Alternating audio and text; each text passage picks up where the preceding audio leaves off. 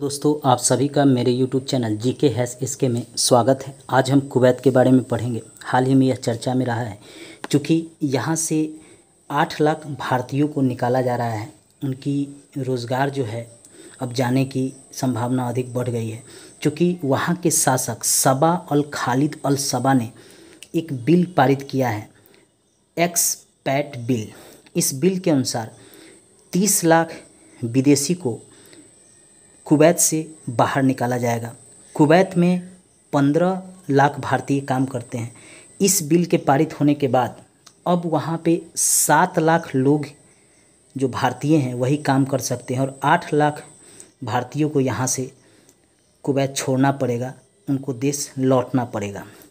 Middle east में 60 लाख भारतीय काम करते हैं।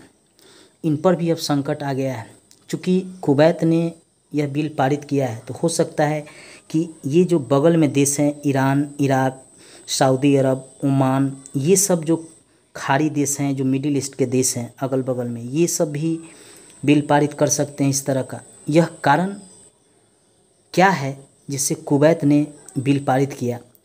इसका कारण है कि कोरोना वायरस के कारण कुवैत का जो अर्थव्यवस्था है उसमें काफ़ी नुकसान हुआ है, उसकी अर्थव्यवस्था में, क्योंकि उसकी अर्थव्यवस्था तेल पर टिका हुआ है और वर्तमान में तेल की मांग, कच्चा तेल की मांग पूरे विश्व में कम हो गया है और तेल का निर्यात न होने के कारण यहाँ के लोगों को ही रोज़गार अब नहीं मिल पा रहा है। इसीलिए कुवैत की सरकार ने यह कदम उठाया है कि हम अपने देश के लोगों को रोज़गार दें। इसीलिए यहाँ से विदेशियों को बाहर निकाला जाएगा। क्योंकि कुवैत की टोटल जनसंख्या 48 लाख है, उसमें से 30 लाख तो विदेशी ही हैं, यानी वहाँ 15 से 18 लाख ही कुवैत के लोग हैं और इन लोगों को रोज़गार मिलना चाहिए, इसलिए उनकी सरकार ने यह कदम उठाया है। मिडिल ईस्ट में 60 लाख भारतीय काम करते हैं।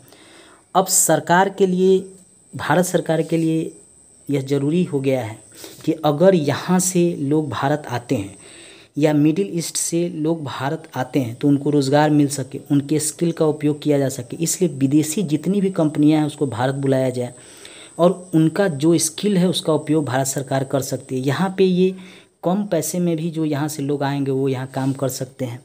तो ये सरकार के लिए अब कोई ठोस कदम उठाना भारत सरकार के लिए ज़रूरी हो गया है। अब परीक्षा के व्यू से हमारे लिए क्या इम्पोर्टेंट है? एक तो पूछ सकता है कि कुवैत के शासक कौन है, तो याद रखिएगा सबा अल खालिद अल सबा, ये नाम याद रखिएगा।